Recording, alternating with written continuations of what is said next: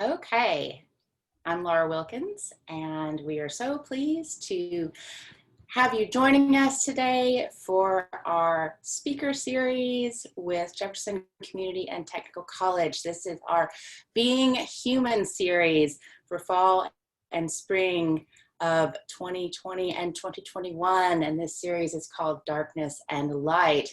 And today we are kicking off our fall series, The Four Horsemen of the Apocalypse, with a series of talks on famine. So thank you, of course, to our speakers today, Erin, Brenda, and Karyl Ann. And thank you again to Brenda Edgar for bringing this program series to the library in partnership with JCTC. We've enjoyed it so much, and it's really been great. I do want to say quickly that we have our next program coming up on October 15th. Continuing on the theme of the Four Horsemen of the Apocalypse, we will be having a series of talks about pestilence. So go ahead and mark your calendar for October 15th, 2020, 6:30 p.m. Will likely be virtual. All of our library programming is virtual until further notice. So go ahead and mark that. And with that, I will turn things over to our first speaker, Erin. And again, thank you everyone, speakers and our audience, for being with us today. All right, thank you so much. So let me start to share my screen here. And okay. So my talk is The Four Horsemen, an introduction. My name is Nusz. For Jefferson Community Technical College, I am the Director of e-learning, and I'm also a doctoral student at the University of Louisville in Comparative Humanities. So that's what kind of gives me the credentials to kind of talk about the Four Horsemen of the Apocalypse today. So getting started, they have sometimes been called the harbingers of the end of the world, the bringer of the apocalypse, and sometimes just the four. Whatever name you may have heard, there is perhaps no more well-known nor misunderstood Christian symbol than the Four Horsemen, excluding the cross, of course. For centuries, many people have believed that these four, both literally and metaphorically, symbolize the end of the world. Each of the horsemen is one of the seven seals that, when broken, is the beginning of the apocalypse. Since the theme of the fall lecture series takes the name of these four, I thought it might be a good idea to kind of start with a brief introduction on the history, interpretation, and depiction of the four horsemen found in Christianity. But let's back up for just a second, though, and put these four into a context. The four horsemen historically are listed as war, famine, pestilence, and death. So historically, the four horsemen are given in that order: war, famine, pestilence, and death. And they are part of the last book of the New Testament in the Christian Bible, the book of Revelation. Specifically, the four are listed in chapter 6, verses 1 through 8. Now, the book of Revelation is a notoriously tricky book to read, and it was written through the use of symbols, the meanings of which would have been very obvious to Christians living at the time. The problem with this, of course, is that Christians from this time have all died out. So many of the specific meanings of the Revelation symbols have been lost, leaving it very much open to interpretation. Revelations also often, for example, speaks of a lamb, which in Christian iconography is a symbol used for Jesus. So the entire book is written in this symbolic coded language. Now, the mention of the four horsemen, like a lot of the New Testament, is written to be a reflection of the Old Testament in the Christian Bible. The book of Zacharias, for example, mentions four chariots being pulled by a pair of different colored horses in much the same way that the book of Revelation mentions the same. In 325 CE, the Council of Nicaea, who formalized the canon of sacred Christian texts, often chose books which specifically complemented passages of the Hebrew Bible that would eventually become known as the Old Testament. So what they were looking for is New Testament books that were in a lot of ways a mirror image or reflection of what they were setting up to be known as the Old Testament. Now, Revelation itself is said to have been written by John of Patmos circa 96 CE, though most scholars believe that much of Revelation was written by several different authors and then later grouped together as a single collection with a single author. This era of history in the first century CE was one of persecution for the Christians, whom the Emperor Nero had used as a scapegoat for the burning of Rome, something that many suspect was done on his order decades earlier in 64 CE. Revelation then came at a desperate time in this religion's history, and it was written as a work of encouragement to Christians under persecution. It details how, after a period of suffering, Christianity would triumph and a new age would dawn. Theologically speaking, it could be argued then that the overall quote-unquote prophecies of the book of Revelation have already been fulfilled as persecution of Christians ended in 313 CE when the Emperor Constantine passed the Edict of Milan. It was also just a few short centuries later, after the fall of the Roman Empire, that Christianity experienced a golden age of influence in the Middle Ages. So many Christians, though, despite these prophecies being possibly already fulfilled, still look for the events described in the book of Revelation, and regardless of what they may have originally meant, the four horsemen have become synonyms with bad omens of destruction. So let's take a look at the four horsemen and see if we can figure out how they have been used historically and what they may mean today. It is important to note that my examination is going to go in the order in which the horsemen are mentioned in the book of Revelation. So I'm not going to use the historic order of the horsemen. I'm going to go by how they're mentioned specifically in the book of Revelation. But I am going to skip the first horseman mentioned in Scripture for just a moment, because this is the most ambiguous and misinterpreted of the horsemen. War, though historically mentioned first by non-religious sources, is actually mentioned second in Scripture. The general order that the horsemen are listed today is mostly a result of the linear logical reasoning which has come to dominate modern thinking. A war, logically, would mean a shortage of food or a famine, and poor nutrition leads to disease, i.e. pestilence, all three of which would culminate in a lot of death. So the structural order, though, is a bit more complicated, or the scriptural order, though, is a bit more complicated. So even though it makes sense to list them in that order, the scriptural order is a lot more complicated. Again, skipping the first of the horsemen, let's go ahead and just dive in. And for this discussion, I am using the New International Version of the Christian Bible for scriptural references. So, Revelation chapter 6, verses 3 through 4. When the Lamb opened the second seal. And let me just pause there for just a moment to say that it always drives me crazy when I watch a documentary or some other type of program about the book of Revelation.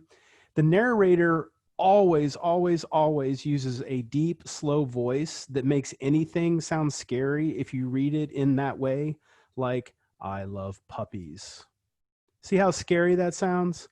I mention that because as a scholar of religion, I must always make my audience understand the context is everything. And I can make you feel a certain way about something just based on the tone of my voice. So it's very important to kind of keep that in mind. So back to the verse. When the Lamb opened the second seal, I heard the second living creature say, "Come." Then another horse came out, a fiery red one. Its rider was given power to take peace from the earth and to make people kill each other. To him was given a large sword. Though he is often mentioned first, war is actually the second of the four horsemen. Notice in the passage that I just read, though, that the name of the horseman is never actually mentioned because, and this is really true of all four, it is up to the reader to interpret the passage and to understand the symbology. The identity of this horseman, though, is probably one of the most straightforward in interpretation. The writer takes away peace and makes people kill each other, which obviously points towards violence. But there are other associations that mark this horseman as war. Note, for example, that he rides a red horse. It is important to understand that Christianity, especially in the first few centuries, was heavily influenced by Greek and Roman philosophy, culture, and, of course, religion. The color red in the ancient Roman religion was associated with the god Mars, or Ares in Greek, who was the god of war. Red is the color of blood spilled in battle and is also where the red planet in our solar system got its name. The large sword this horseman wields as a weapon is also a fairly ubiquitous symbol of war and is largely how this figure is identified. The second horseman rides a black horse. Revelation 6, verses 5 through 6. When the Lamb opened the third seal, I heard the living creature say, "Come." I looked, and there before me was a black horse. Its rider was holding a pair of scales in his hand. Then I heard what sounded like a voice among the four living creatures saying, "A quart of wheat for a day's wages, and 3 quarts of barley for a day's wages, and do not damage the oil and the wine." Note that this next horseman wields not really a weapon like a sword, but a pair of scales as its method of destruction. In the United States, we often associate scales with balance, like the scales of justice, but most often this instrument is linked with commerce. Merchants would use scales to both weigh produce, for example, but also to weigh currency such as gold or silver. This linkage between money and food is what easily identifies this horseman as famine. Although I have not been able to do exact calculations to figure out how much bread would be produced with that amount of barley and wheat mentioned in this verse, it would roughly take 3 to 4 days to produce enough flour for a single loaf of bread based on these calculations. Average Roman family size of the time in the upper class in the first century CE have been estimated to be about 6 to 7 members per household. The lower class poor, whom these scriptures are obviously addressing, have been estimated to be even larger. The connotation of this verse, then, is setting up a situation where miserly wages results in very little food, i.e. famine. The fourth and final horseman who rides a pale horse is perhaps the most often quoted and readily identified because his name alone amongst his 3 brethren is specifically mentioned in the verse. Revelations chapter 6, verse 7 through 8. When the Lamb opened the 4th seal, I heard the voice of the 4th living creature say, "Come." I looked, and there before me was a pale horse. Its rider was named Death, and Hades was following close behind him. Now, a quick translation note that is really worth examining. This version of the Christian Bible uses specifically the word Hades, whereas many versions, the traditional King James account most notably, translates that word as hell. In the original Latin, the verse actually reads mors et infernus, which literally translates as death and the grave. Hades, though, was the great god of the underworld, and Christian iconography generally associates the Roman depictions of a cave-like structure with various levels with their idea of eternal damnation, i.e. hell. But hell is a place, Hades an actual deity, And this translation is probably more accurate, especially considering that in the first century CE, when it was the Roman Empire who was persecuting the Christians, that would have been more of the association. But this example is a good illustration of how open to interpretation the book of Revelations actually is. Not only is it written in highly symbolic, metaphoric language, but there is often a question as to how those symbols have even been translated from the original into the modern versions. But back to our friend Death astride his pale horse. Most people often associate death with the end of the world. Hell, by most of these translations, is riding along with this horseman, which would mean that the apocalypse has now come in full, right? Well, not so fast. What often gets overlooked is that the four horsemen of the apocalypse are only the first of the seven seals, all of which need to break in order for the next sequence of events, which are the blowing of the seven trumpets. The other three seals are recognition of the Christian martyrs, a slew of natural disasters, and finally, complete and utter silence will fall over all creation, heaven included.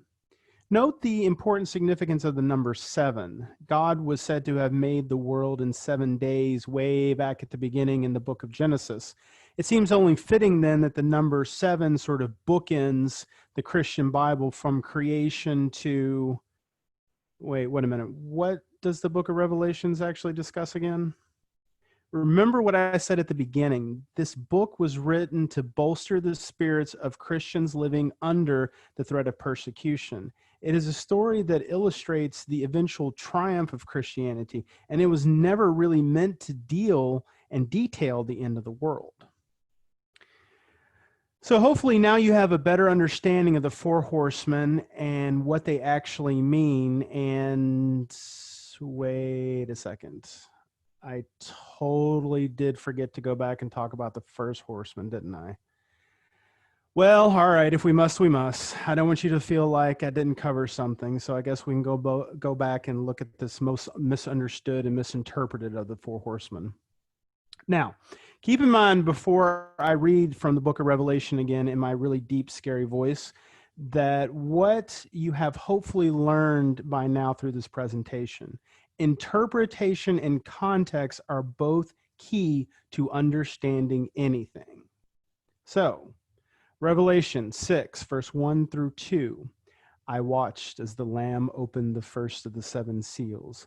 Then I heard one of the 4 living creatures say in a voice like thunder, "Come." I looked, and there before me was a white horse. Its rider held a bow, and he was given a crown, and he rode out as a conqueror bent on conquest.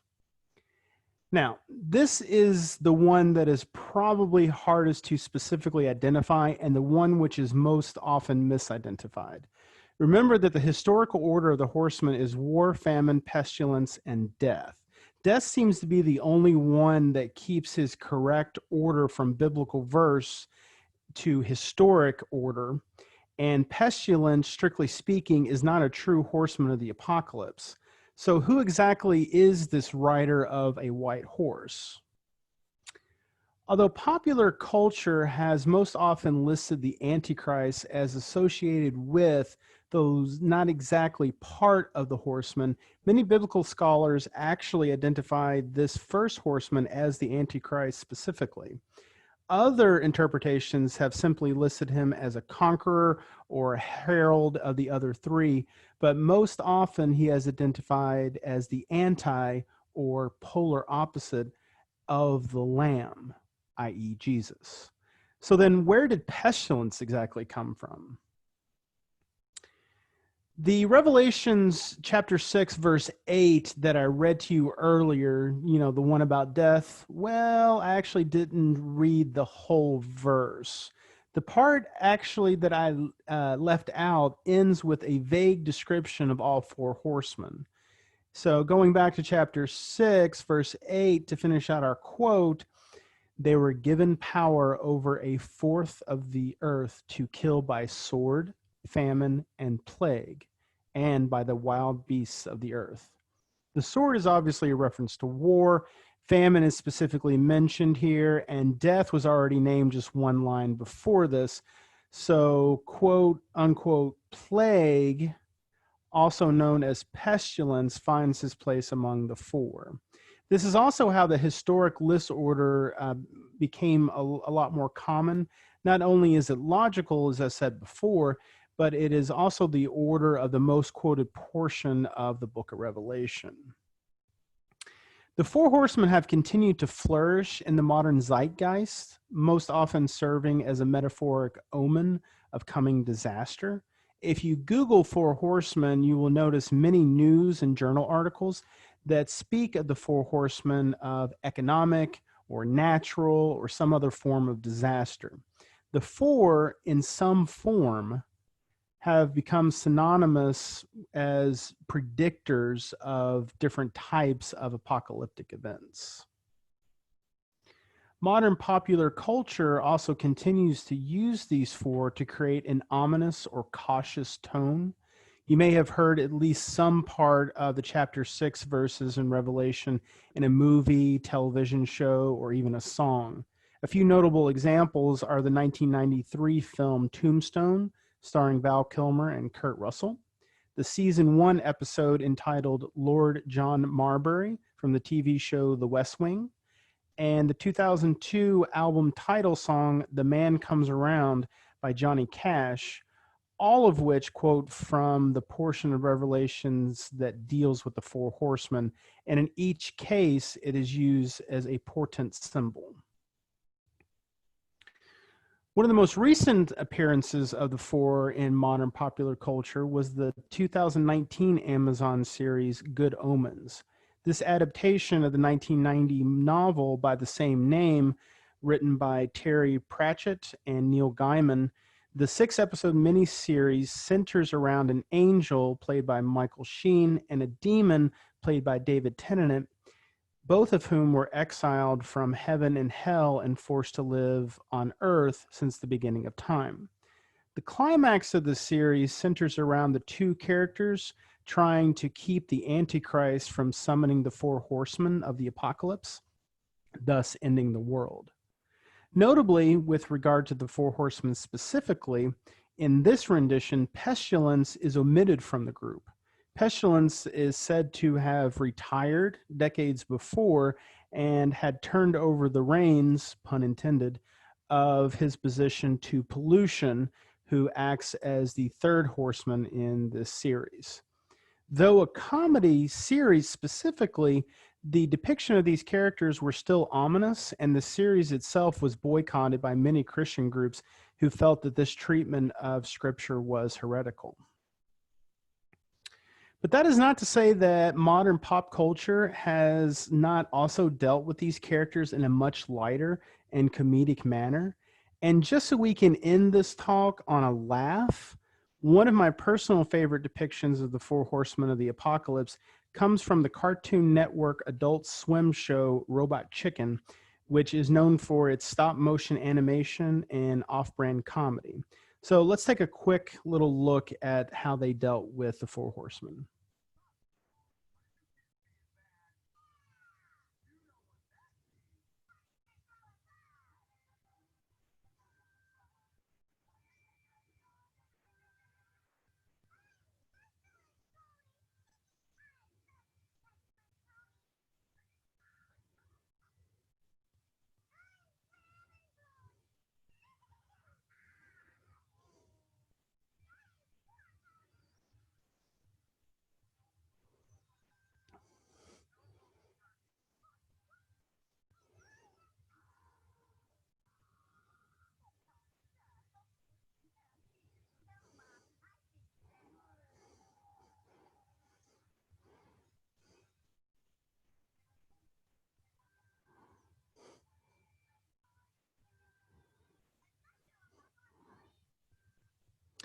Now, what is interesting about the four horsemen is how interesting these figures continue to be throughout the centuries.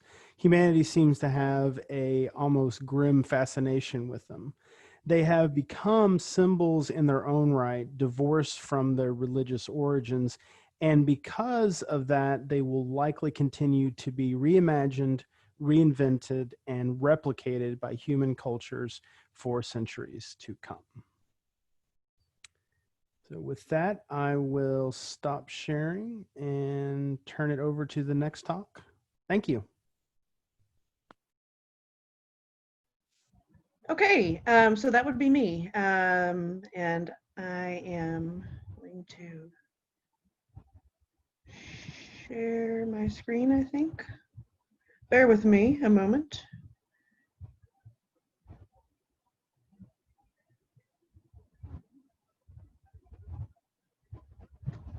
Okay, can people see that?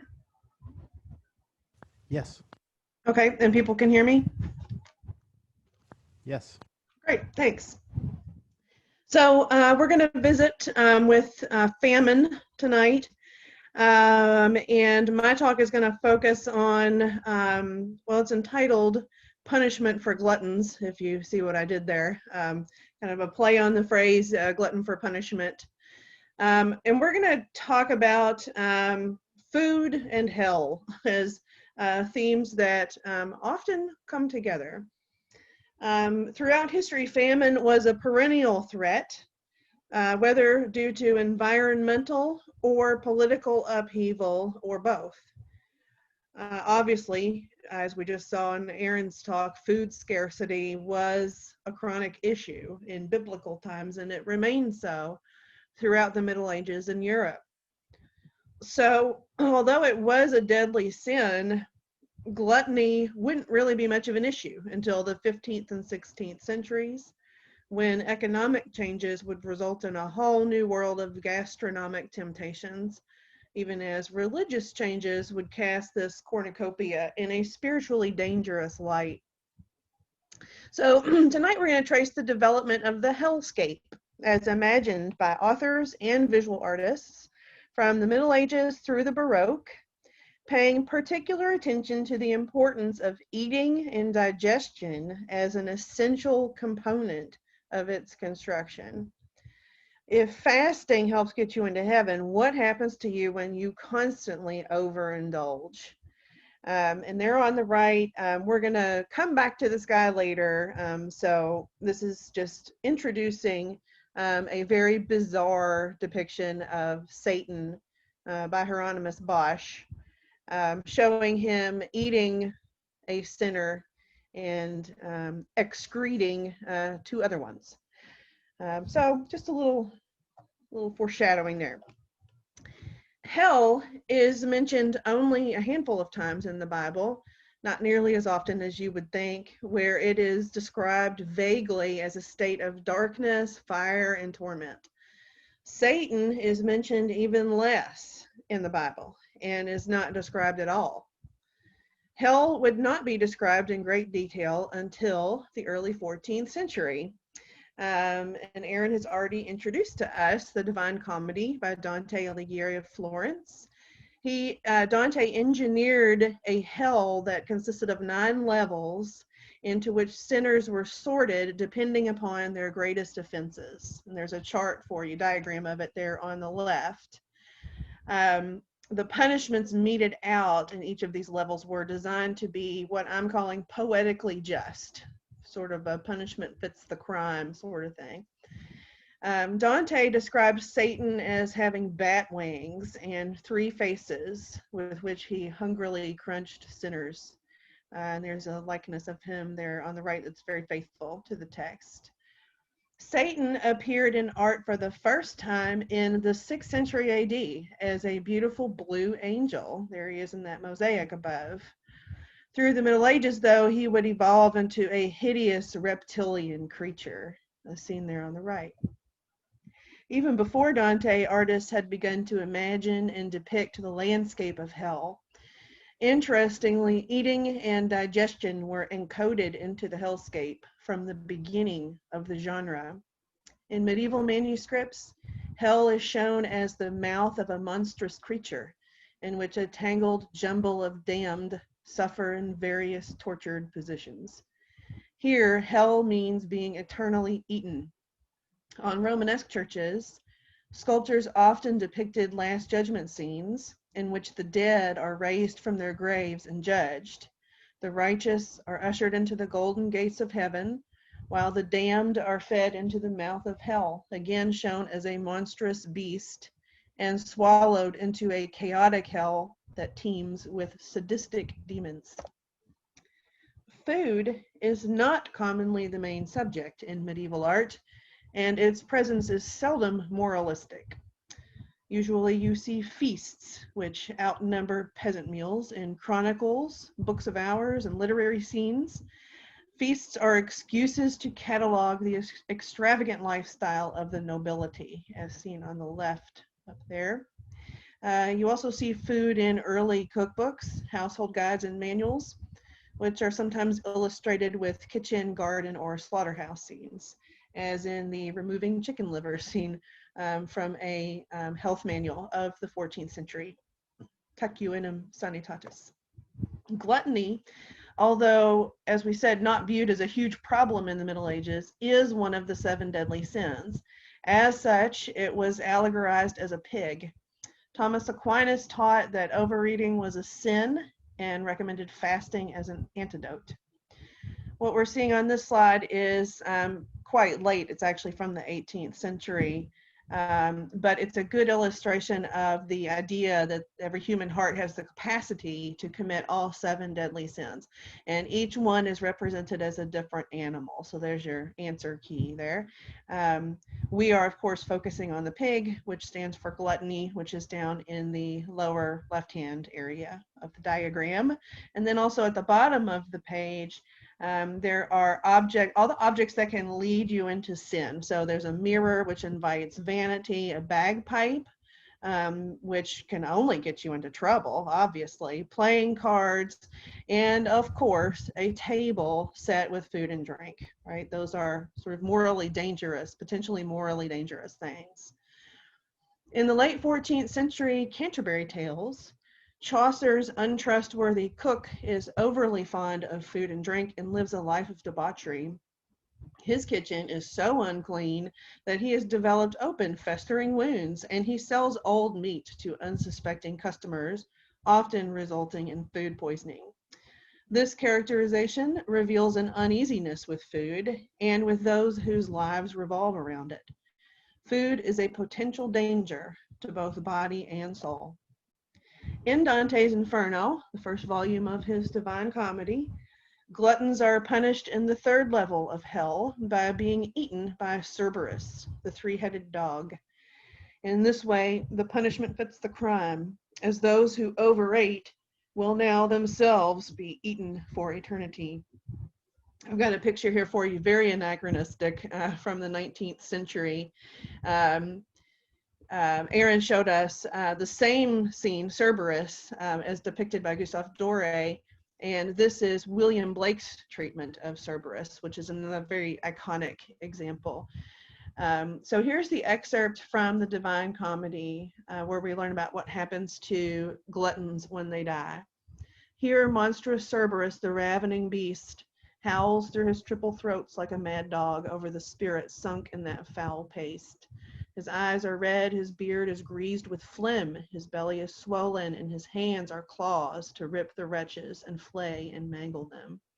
And they too howl like dogs in the freezing storm, turning and turning from it as if they thought one naked side could keep the other warm.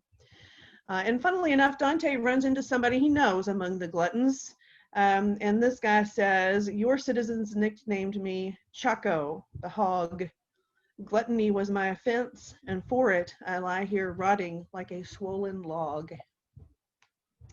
Dante influenced early Florentine artists to varying degrees. These are super early Renaissance masters.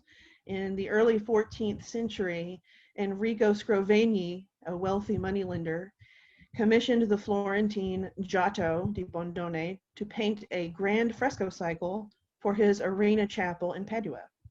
The project was motivated by his desire to rehabilitate his family's public image after Dante had placed his father, Reginaldo Scrovegni, in the 7th circle of hell for usury. So I don't know if you can see my mouse moving, but down here is Enrico Scrovegni. This is a detail of the larger scene, which is top left. Enrico is shown here on the right hand of God at the foot of the cross, offering a scale model of his arena chapel to God indirectly by giving it to these three female saints. So this is his way of atoning for, or at least, a PR statement about his family's good name. But there is also Satan up there in the top right-hand corner, looking very corpulent. And he is, it's difficult to tell, but he is eating sinners with his three mouths. And then he digests and excretes them. So there are definite, very specific allusions to Dante here. Over a century later, Florentine artist Fra Angelico's Last Judgment would include a hell that is subdivided into torture chambers in which the punishment fits the crime. His horned devil has half-eaten sinners hanging out of his three bloody mouths, while the greedy gluttons are sentenced to forever sit at a table and consume nonstop. So the gluttons are sort of in the middle of the right-hand side of the hell detail, being forced to eat there. So a whole lot of Dante influence there, with the subdivision of the compartments of hell and the appearance of the devil. Beginning in Northern Europe in the 16th century, the Reformation ushered in a new Protestant food ethic in denominations like Calvinism, which is also known as the Dutch Reformed Church. In both Catholicism and Calvinism, gluttony is a mortal sin. In Catholicism, though, feasting and fasting are both built into the church calendar.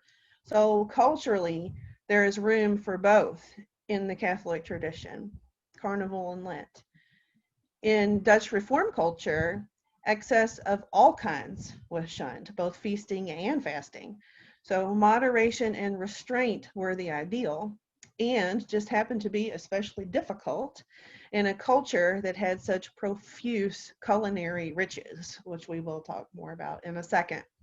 The image on this page comes from a series known as the Dance of Death, which was a late medieval invention, but it saw a resurgence of popularity in the 16th and 17th century. In this scene, death comes for the cook, saying, "Come here, John Cook, you too must trudge. How fat you've grown, you scarce can budge. Full many a morsel sweet you've cooked, now all is sour, for you are booked." To which the cook replies, "Fat capons, geese, and fish I've dressed. My master's table oft was pressed. Venison, pastry, and sweet cake, to leave you makes my belly ache." Thus, the cook's dance with death serves as an unpleasant reminder of the consequences of a life built around food. All the pastries in the world cannot save you from the final judgment. It's as if Chaucer's character has finally met his poetically just end. This may look familiar to you, as again, Mr. Nusz has shown us what was, I think, a much better reproduction of Hieronymus Bosch's 7 Deadly Sins. In the years leading up to the Reformation, the work of Hieronymus Bosch produced, the workshop, rather, of Hieronymus Bosch produced this panel of the 7 deadly sins. The sins are arranged in a wheel with Christ at the middle, and there is text below him that says, beware, beware, in Latin, God sees you. So all around him, people are doing the very worst things they can possibly do, but he sees all of it. The gluttony scene, which there's a close-up of there in the center, shows us for the first time in art what gluttony looks like in practice. So we see a large man eating at a table as his also equally large son begs for more food. There is a thinner person to the right of them who is meant to exemplify alcoholism, alcoholic behavior. He is draining a flask of wine, presumably, all while a woman carries in a fresh supply of even more rich refreshments.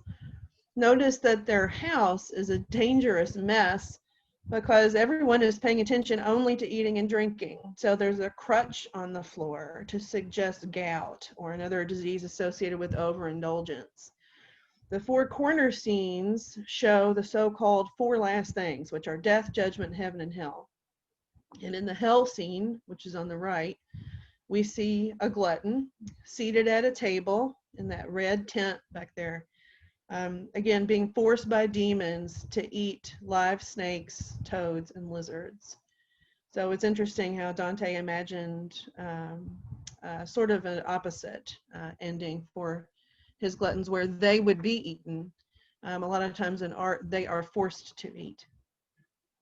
Scenes of surreal gluttony and twisted tortures abound in Bosch's Garden of Earthly Delights, in which humans enjoy food in perverse ways and then are punished in a nightmarish hell. Everything on this screen is a detail from that painting, that triptych, that three-paneled altarpiece on that previous slide. So everywhere you look, you can find people gathered around giant berries, enjoying them. And of course, enjoying food is a problem in this moral climate. People here, this guy is taking a berry out of the beak or the bill of a duck. This person in this night in hell is being eaten. Inside this Eggman hellish figure are people seated at a table. And then finally Satan himself, who we saw in the first slide, is eating a sinner as birds shoot out of the sinner's butt. And he is on this, he's got a potty chair on his head, and he's also sitting on a commode and pooping out the sinners in this weird bubble. And then they go into a well that somebody is throwing up and pooping coins into. And, you know, we could spend all day here in this world. I'm not sure that you'd want to, but there are plenty of instances of eating and digestion and scatological references overlapping with hell and punishment. Peter Bruegel the Elder created this pretty famous work called Dolgret, which illustrates a Dutch proverb in which an old woman plunders hell. The hellmouth makes another appearance here. So it's off to the left there. And Bruegel was a big influence on the later, much later surrealists. So was Bosch. And you can certainly see why. In the Northern Baroque, in the 17th century, the Dutch Republic had the best fed population in Europe. Infinite exotic foods and spices were available, and expensive things were affordable to middle-class people. The Dutch had an ardent love of food and drink in general, and sweets in particular. Many people ate 4 meals a day. Beer and wine were safer than water and were consumed at nearly every meal. The dominance of the Dutch Reformed Church, which forbade overt religious imagery, resulted in new ostensibly secular paintings like still lifes, like the one on this slide, scenes of daily life and landscapes, which were encoded with layers of cloaked religious and spiritual meaning. Unlike in the Middle Ages and Renaissance, hell itself is not pictured literally. Food now takes center stage, but the vanitas message is the same, and that is that pleasures of the flesh are fleeting. Do not let them distort your priorities and lead you to eternal damnation. And this particular Dutch still life is at the Speed Museum, so you can see it in person. Here's another nice one. Dutch still lifes reveal anxiety about overindulgence. Illusions abound to the effects of the passage of time. Here we see the remains of a hastily interrupted meal rather than a sumptuous spread waiting to be devoured. The somber monochromatic palette is evidence that this is an artist working for the Dutch market, as Dutch Reform culture eschewed bright colors. So one of the glasses is broken here, and the bowl has been knocked over. So it's as if it's not just about celebrating the beauty and the value of the things that we see, but suggests, you know, some tension there, again, some discomfort. Some Dutch genre scenes, which are just scenes of daily life, hint at the moral hazards of food, is in Jan Steen's Merry Company on a Terrace, which is on the left there, where a festive group of people begins to lose their decorum as they indulge in rich food and drink, along with, of course, the very dangerous music. So luxury comes with problems in some of these paintings. But the peasant family in Steen's Prayer Before a Meal on the right exemplifies the spiritual ideal of simplicity and piety as the peasants give thanks for their very meager meal of bread and milk soup. Here, another pair of contrasting Dutch Baroque genre scenes. Jan Steen's Man Offering an Oyster gives us a glimpse into a brothel where men eat oysters, which are symbolic of sexual promiscuity due to their supposed aphrodisiac effect. On the right, Vermeer's Woman reminds us of food's more sacred associations. Instead of oysters, she's got, you know, bread, which has obvious Eucharistic associations, and she is pouring milk with almost ritual solemnity in her modest kitchen, elevating the mundane act of food preparation to something like a sacrament. Everything old is new again. Here on the last slide, I wanted to show how these ideas, the interplay between gluttony and the poetically just death, have continued into modern media. And all of my dogs are now barking. I think they're done. So on the left is Mr. Creosote from Monty Python's The Meaning of Life in 1983. If you don't know what happened to him, you should definitely watch the movie. But the stuff that's all over his jacket gives you a hint, I think, that it's kind of a messy scene. And then there is a very disturbing, gruesome plot line in that movie, Seven, with Brad Pitt in it, where there is... they're investigating a murder who murders sinners who represent the 7 deadly sins. So that's it for me. I'm going to stop sharing, and I'm going to throw it right to Caroline Fischer, who's going to give us another angle. Karyl? Hi, let me try to share my screen now.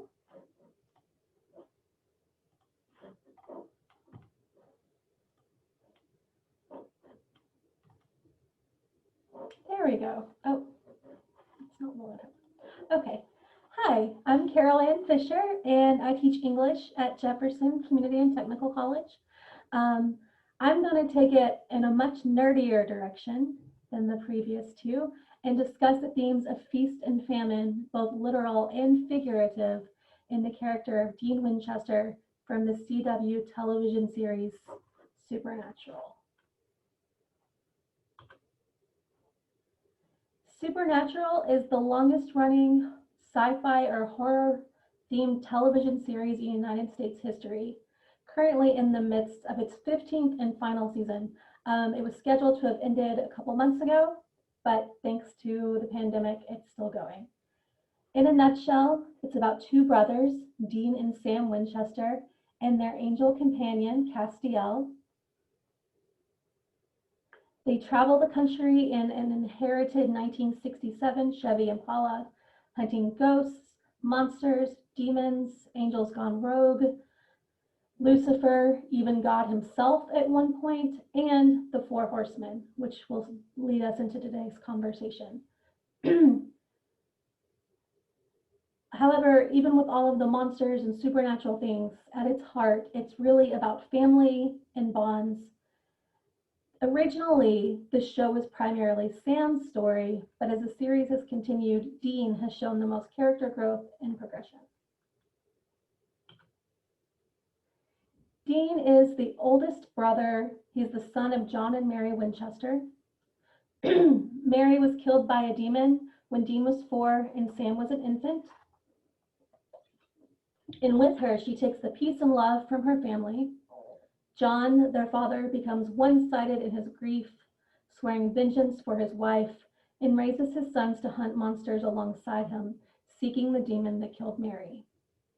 He becomes cold and distant, more drill sergeant than father, leaving Dean to do most of the hands-on raising of Sam, and ignoring Dean's primal needs for love and acceptance. This is the beginning of Dean's famine.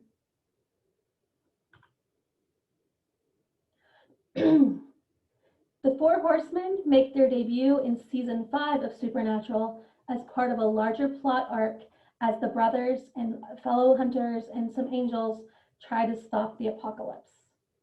Famine's appearance in the episode titled My Bloody Valentine is marked by the townspeople giving in to their basest hunger, as described by the angel Castiel. And then will come Famine riding on a black steed. He will ride into the land of plenty, and great will be the horseman's hunger, for he is hunger. His hunger will seep out and poison the air. And it is this poison seeping out that leads us to the episode. A couple who were celibate until Famine's appearance literally devour one another in their lust. Sam gives in as well. Newly recovered from an addiction to demon's blood in season 4, Supernatural goes in some really weird places. He drinks buckets and buckets of demon's blood. And their angel companion Castiel, who doesn't need to eat, gulps down hundreds of burgers in response to his vessel's latent cravings. Dean, however, he's really different. Where the others give in, Dean exhibits no cravings. Castiel asks why.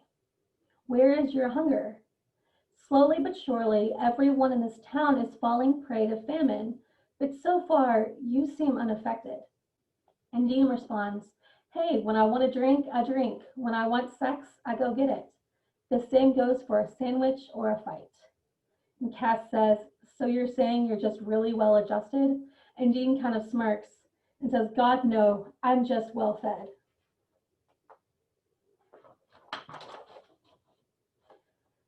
Famine, however, has a different perspective over whether or not Dean is fed well or not.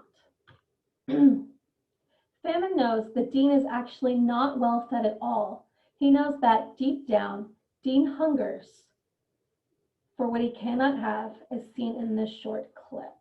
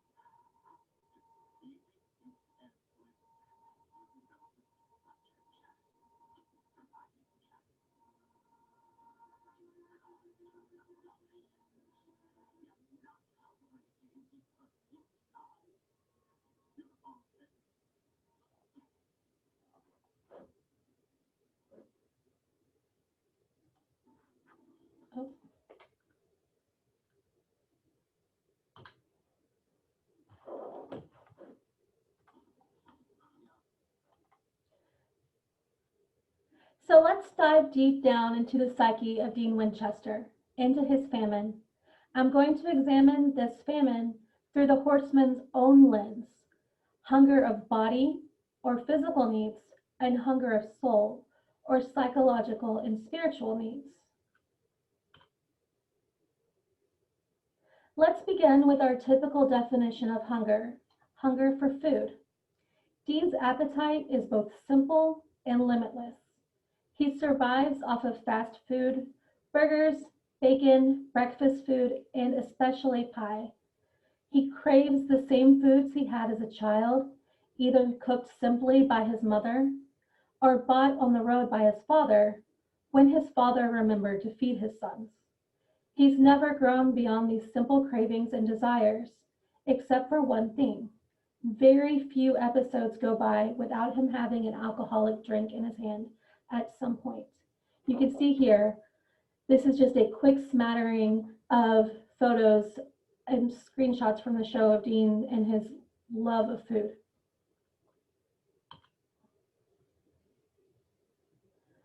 But along with his desire or his hunger for food, and probably just as driving, is his hunger for companionship. Dean is, to under-exaggerate, really promiscuous. He sleeps with countless women as the show unfolds, but is almost terminally allergic to commitment. He briefly settles down with an ex-girlfriend, Lisa, and her son, Ben, in season 6, but leaves her out of fear of his lifestyle hurting them. This is the only serious relationship we see him attempt, unless you happen to ship him with Castiel and write fan fiction, which is absolutely fine. Dean's appetite is limitless, as I've said, but it's not one of body. His hunger for food and companionship are surface symptoms of his deeper famine, that of soul or psyche, which are one and the same in the world of supernatural.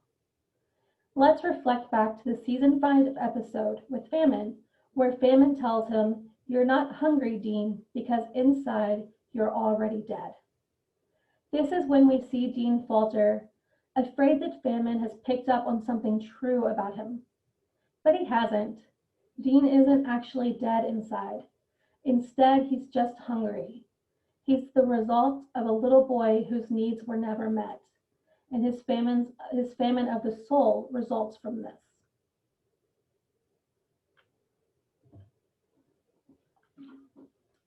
Before going any further, let's talk about what I mean by his needs that weren't met, by looking through the lens of psychology and Maslow's hierarchy of needs, or at least a simplified version that we can discuss in our limited time today.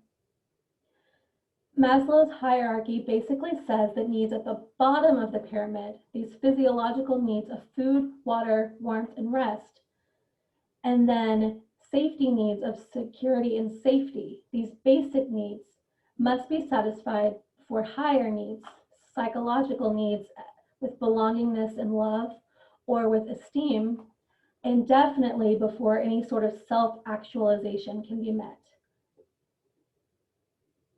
Dean satisfies his needs for food and water, but his drive to hunt and keep the world safe limits how he achieves warmth and rest.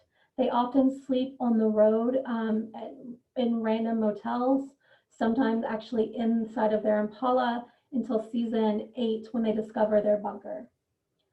But even with that, they're on the road a lot. And so his attempts for companionship can never really last longer than a quick hookup. Any higher needs, those of esteem or self-actualization, are out of his reach. And this is why he hungers. We see these unmet needs in his hunger for a life he never really had. Dean was raised by a distant, angry father, like I said, after losing his mother. And when Mary died, he also lost his feelings of safety and love. He, in turn, Dean, helps raise Sam as well as a kid can raise another kid, giving him all that he knows how to give. John, driven by his desire of revenge, winds up leaving the two brothers alone in hotel rooms with limited supplies and food, And often those food supplies weren't enough to keep up with the two boys' growing appetites. In one flashback, we see Dean giving Sam the last bit of their cereal, ignoring his own hunger so that his kid brother doesn't have to experience what he did. Dean learned early on that his needs come last. In episode 300, which was a big deal, it was the 300th episode of the series, Dean has this pearl where he's able to, he's able to use this pearl to get the deepest wish of his soul. And at the time, the brothers thought that this would help them defeat the season's big bad, the Archangel Michael. However, that's not what happens. For that episode, the pearl, which reads his soul's deepest desire, gives him his family back intact. And they have a shared meal filled with laughter, love, and nourishment. We get to see what the family could have been without that early tragedy. However, this is a TV show based on danger and need, and so by the end of the episode, those wishes have to be undone. The biggest piece of Dean's hunger is that of missed childhood and the absence of a loving parent. Raised to mindlessly hunt and obey a father who called him his little soldier, not his son, Dean was never allowed to be a kid. The few times he did experience typical childhood things were met with scorn. In a season 7 episode, we see a flashback scene where Bobby, a fellow hunter who helped take care of the brothers when John couldn't, takes Dean to the park to play catch instead of teaching him to shoot better as John had requested. John becomes angry at this and yells at Bobby for it, leaving Dean knowing still that this need for childhood cannot be met. And this unmet need follows Dean as an adult. He's usually the more stoic of the two brothers, Daddy's little soldier through and through, but sometimes flashes of who he could have been shine through. A running character trait is his continued love for Scooby-Doo, which culminates in a crossover episode, Scooby Natural, in season 13. However, even here, he's really excited to stuff food in his mouth. In an earlier season 8 episode, as we see here, titled Larkin the Real Girl, the brothers are hunting some unexplained deaths among live-action role players, and at the episode's finale, we see Dean let down his guard and participate in the LARP battle. The episodes where Dean allows himself to have fun in the moment is when Supernatural is at its best and its most enjoyable, but also at its most heartbreaking because we see a Dean that should have been.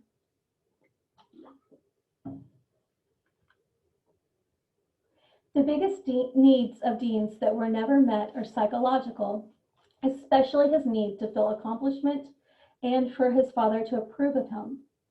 Although the series follows Dean through his 20s, 30s, and now early 40s, Dean is very much still the little boy who just wants to hear, "Good job, son." The series begins by Dean telling Sam that their dad's missing, and he pulls Sam away from college to try and save him. And then we find out that John wasn't actually in danger, just not responding to calls. When they finally do meet up with John, his only concern is how well Dean is keeping the Impala that Dean inherited from John. And we see Dean appear crushed at the condemnation. Dean is religious about its car's upkeep, yet it's just another thing for John to belittle him about. As the series unfolds, we see the roots of this need. Dean getting yelled at for visiting an arcade instead of staying in the room with Sam, Dean getting sent away to a group home for getting caught stealing food to feed himself and Sam, and countless other times where Dean is told to do better, to be a man and a soldier. As a kid, he idolized John, but slowly, as an adult, we see Dean reject John's obsessiveness and distance. This need for accomplishment often appears as bragging, but the bragging is hiding his need to hear, "Well done," or "Good job." In season 12, when Dean kills a reincarnated Hitler, yeah, that Hitler, Dean brags constantly telling Sam he killed Hitler, wishing he could put "I killed Hitler" on a t-shirt, telling their friends as soon as they meet up, "Hey, guess what? I killed Hitler." However, His bragging is not only out of wanting to be rewarded, but in all that he did that. We begin to see here Dean working to nourish his own famished soul. Let's revisit that hunger for family and love, or to couch in terms of Maslow's pyramid, belongingness and love. Dean sleeps with countless women, desperate for connection, but too afraid to actually allow that to happen. He reconnects with Lisa and, for a year, helps her raise her son Ben, a kid who many theorize is actually Dean's son. But when Sam returns from hell and asks Dean to hunt again, he does so without thinking, and he leaves them in order to keep them safe from the monsters they're hunting. He wants a family, even long after leaving Lisa, but after losing so many he loves, John, Bobby, his mother twice, he dies several times, Sam dies several times, and countless others he couldn't save. He worries more about losing them. But Supernatural is, like I said, primarily about family, and not family of birth. It's about family of choice. When Dean connects with the demon Crowley, it's out of seeing his own needs reflected back at him as Crowley struggles to impress his mother, the witch Rowena, who is unable to show her son love and approval. Dean quotes what Bobby once said to him, "Family don't end with blood," but he takes it further. But family doesn't start there either. Family cares about you, not what you can do for them. Family's there for the good, bad, all of it. They got your back, even when it hurts. That's family. That sound like your mother? It doesn't sound like Crowley's mother, and we can extrapolate. It doesn't sound like Dean's father either. In the angel, and then, as well as Crowley, in the angel Castiel, Dean finds constant companionship and the deepest, perhaps only, friendship he's ever had. Their bond keeps Dean going, and on the right side of morality. And his family keeps growing. He and Sam build and create a family of hunters. He, along with Sam and Castiel, play father figure to a Nephilim, Jack, who is the offspring of a human woman in Lucifer. And he helps those whose lives have been damaged by monsters build a family of their own, as seen here, led by the hunter Jody Mills.